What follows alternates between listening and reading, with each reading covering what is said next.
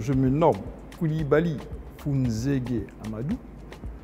Je suis enseignant-chercheur à l'Université de San Pedro et président du groupe interafricain d'études, de recherche et d'application sur la fertilité.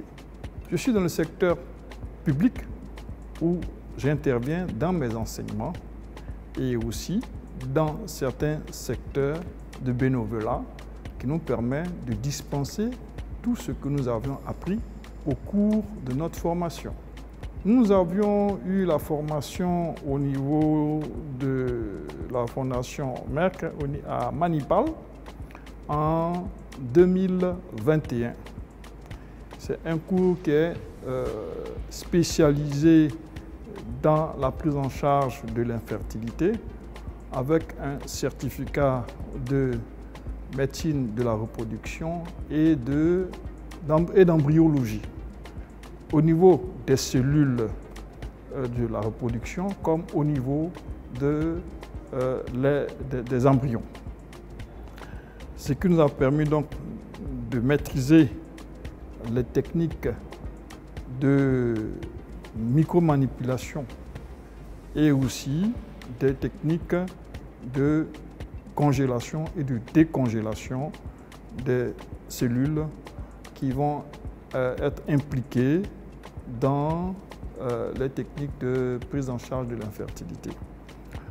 Je peux dire qu'au-delà de la bonne maîtrise des cellules de la reproduction, que sont les spermatozoïdes et les ovocytes, qui ont été ensuite fusionnés par la micromanipulation, et ensuite la culture de ces embryons jusqu'au stade blastomère, blastocyte disons, et ensuite qui ont été transférés par une technique au niveau des cathéters pour être ensuite transférés au niveau des voies génitales de la femme.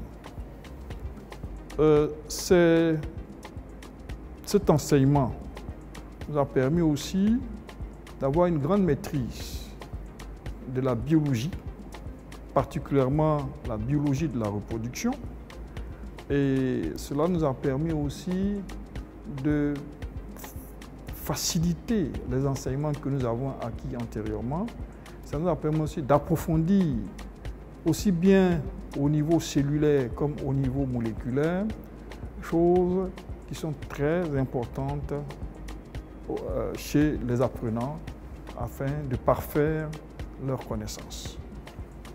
Avant d'aborder ces questions, il faut dire que les répercussions ont été d'abord très positives.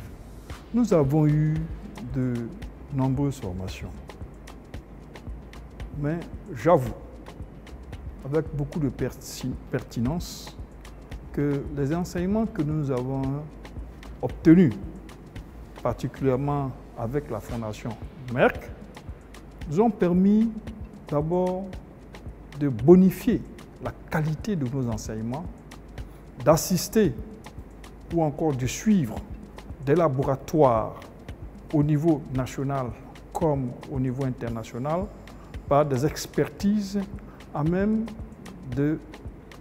d'améliorer de façon effective certaines structures privées comme publiques.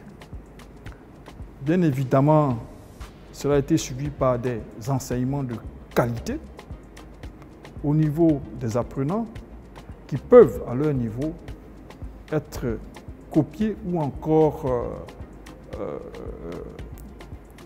améliorés avec la formation en Inde, en grande partie par ceux qui ont été formés et qui nécessitent aussi une bonification. Donc, les défis sont nombreux.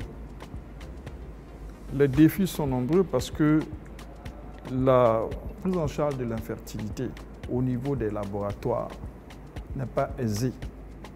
Parce que c'est des nouveaux défis au niveau des pays africains.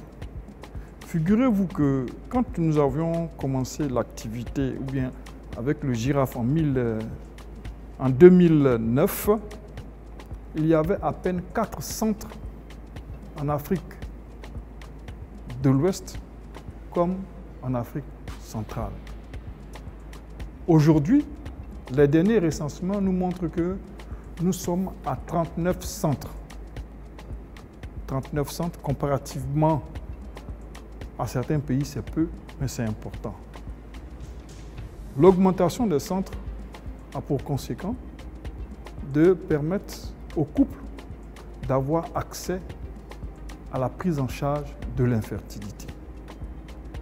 Cela va aller de façon croissante, puisqu'il y a des étudiants qui seront formés, il y aura aussi une accessibilité des équipements comme du matériel et des produits avec l'installation des nouveaux centres, donc une compétence en ressources humaines à même de parfaire la qualité des soins en matière de prise en charge de l'infertilité.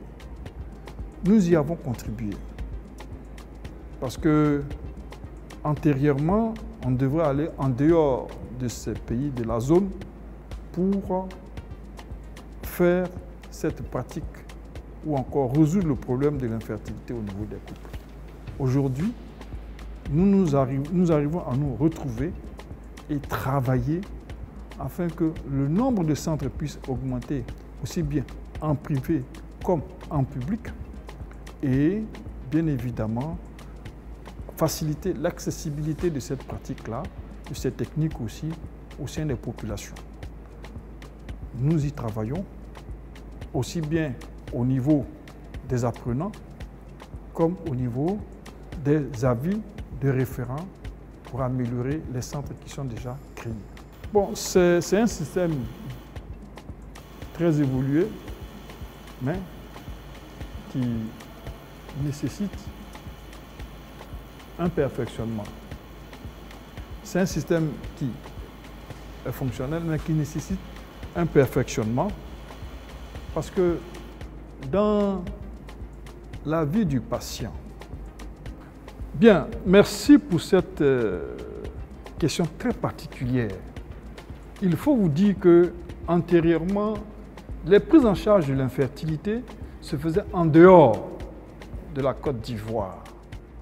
Mais aujourd'hui, nous avons des collègues enseignants de haut niveau qui dispensent un certain nombre d'enseignements de qualité pour soutenir cette formation. Et ces enseignements de qualité seront à parfaire.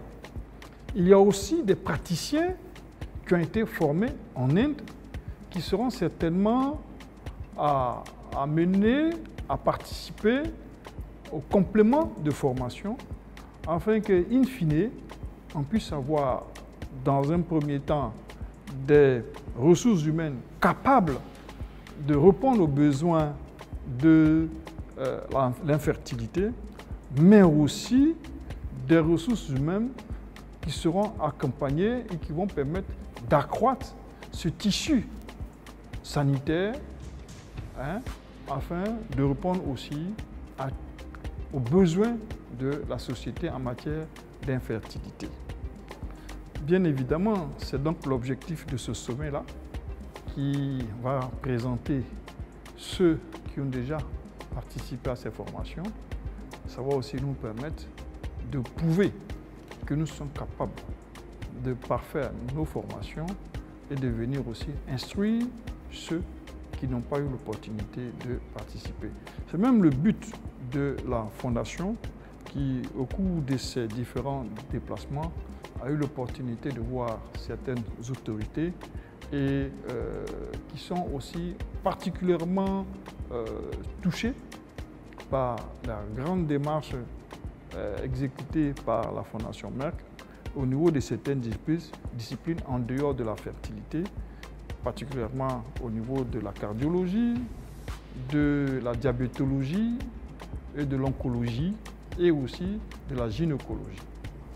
Nous ne cesserons de les remercier Parce que profiter d'une formation de ce niveau-là n'est pas donné à tout le monde. Nous ne pouvons pas cesser de les remercier, aussi bien pour la population, pour les autorités qu'ils accompagnent, aussi bien en Côte d'Ivoire comme dans la sous-région, depuis l'Afrique centrale et à l'Afrique de l'Ouest, où nous avons profité grandement de ces opportunités de formation en Inde particulièrement. Alors, ce que je peux dire comme mot de fin, nous souhaitons que cela puisse durer le plus longtemps possible, afin que nous puissions prendre le relais in fine. Je vous remercie.